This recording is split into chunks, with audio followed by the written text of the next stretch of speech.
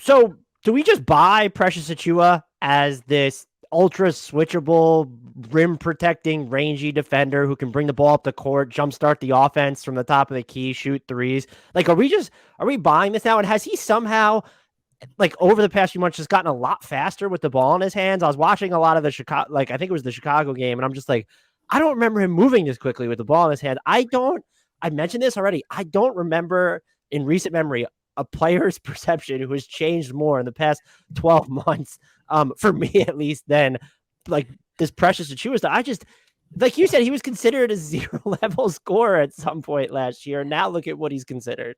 A 0-level scorer, which is like the funniest and meanest thing that you can call somebody, but was very true for Precious Achua. In his rookie season with Miami, he made 1-3. 1-3. And then post All-Star break for the Raptors in his second season, post All-Star break, 40% on 4 attempts per game.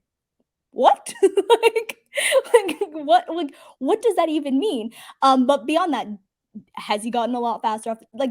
Okay, so I say that I speak fast. Precious Achua plays how I talk. I sometimes am like, I need to watch a game at 0.75 speed because, and I think the last time we were here, we talk about how I watch everything kind of sped up too because everybody talks too slow for me. You're like Netflix watching habits, whatever you want to call it, or like that is gnarly sicko behavior. 2 times speed or 1.5 times speed on like visual stuff. That's wild. If it's a documentary, it's something about people talking slow where I'm just like, all right, let's go. But like not a scripted thing, you know. I'm just picturing you like watching movies person. on like 2.5 times speed. Like, but no, he plays at 2 times speed. It's a lot of fun to watch. And I basically, anytime that I was in front of a microphone last year, I was like, listen, this is the thing about Precious Achua. He reminds me of my niece, who was a toddler. Last year, she was 2 years old.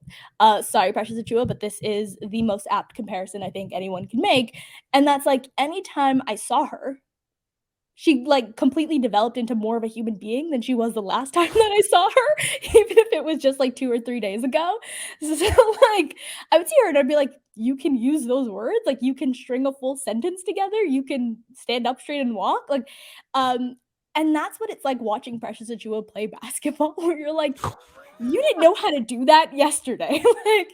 like you really did not know. Which is like, I think it's the most apt comparison that you can make, especially since she was like the toddler of the basketball world. And like his trajectory has been insane. And it really did start with, shooting threes in the corner. And then he expanded to the wings. And then he started taking them at the top of the key. And like it started to expand that way. And then I think it was Nikias who wrote this brilliant piece, and he was talking about Precious Achua as a terrible finisher.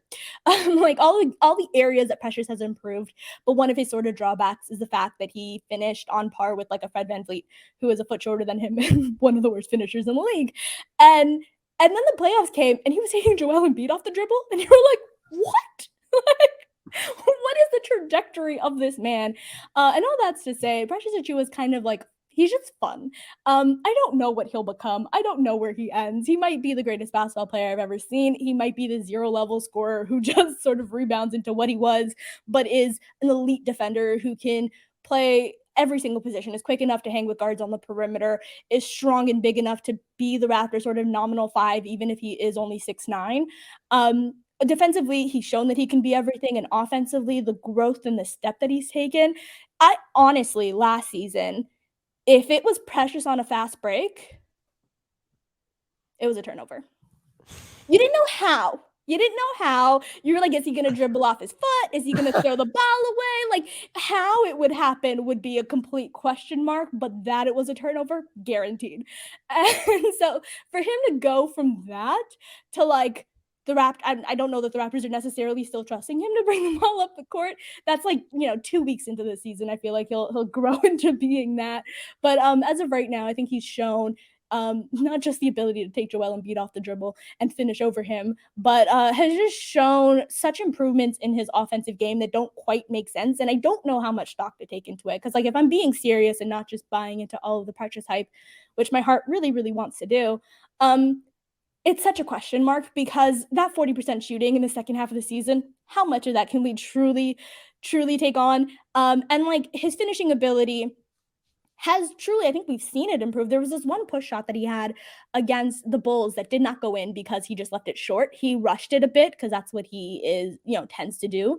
But it was such a beauty how he got right in front of the rim and had this like behind the dribble. Like, do you remember what I'm talking about? The one thing I was going to mention was I feel last year, like he took 5 shots from mid range all year. And then I feel like I've seen him take 15 like spinning floaters in the preseason. And I have not watched much of the preseason at all. And I'm just like, I don't understand. I don't comprehend. A toddler. Right. Like if you miss a week of his life, of his basketball life, it's a different person. Yeah. But he left it short. He left it short, and he still kind of does that. You're still seeing him make those sort of minor mistakes where he rushed it. He thought someone was behind him. He forced it a little too quickly, and he left it right at the rim. But his ability to get to his spot, get directly in front of the rim, and have like if he had just taken a breath and it was a push shot, it would have went in. But that from someone who can still not catch an oop. That's not a part of his game at all. But can take someone like can bring in moves like that and just sort of work out the dribble in that way. It's why I don't know what to make of Precious Achiuwa, and I don't know that anybody. If anyone tells you they know what to make of Precious Achiuwa, they're lying. Like, who knows? Yeah, his skill set at this point is just like very indescribable, I guess, or the ceiling on it. If it sustains though, like through this season, like what everyone thinks he is now, I'm running out of words. I can't even put anything. What is he? What is he right now? Like, is it the 40% 3-point shooting? And is it, he's shown that it's not just in the corners. He, expanded his range quite a bit. Is it adding that? Because if he does that, I think the Raptors, like wherever sort of level you put them in, if they can add another, even if it's not 40, even if it's in the high 30s, I think that kind of changes the outlook of the Raptors when they started off the season with 3 people that they really trust from deep. And then if you add his like ball handling and like still not an elite playmaker, but just like the mid-range, the breaking down the defense when they're set stuff with the ball in his hands is just that's what I'm struggling most to wrap my head around. If he's doing that, doesn't make sense. But you're like, if he does that, I don't know. Hashtag All NBA vote. What is it? Hashtag NBA All Star with NBA vote. Like NBA vote, yeah. Like I don't know what to make of Precious Achiuwa, but it's a lot of fun to sort of watch. He's kind of, and I think a lot of guys are like this for the Raptors. They're kind of the cherry on top. When we're talking about your Scotties and we're talking about your Preciouses, I kind of treat them like, I think with Scotty, that his growth is going to change the trajectory of the team, and you kind of expect that he'll become, the Raptors are hoping that he becomes their superstar one day. Doesn't mean that it's necessarily going to be this season, but whatever he becomes kind of changes what the outlook of the team is this season. And so that's kind of like the cherry on top necessarily for this season specifically. With Precious, that's a complete cherry on top. If he becomes a superstar, great. Probably that would be one of the most unlikely superstars. Let's just say he makes an all-star appearance at some point. That immediately becomes one of the most unlikely all-stars in NBA history.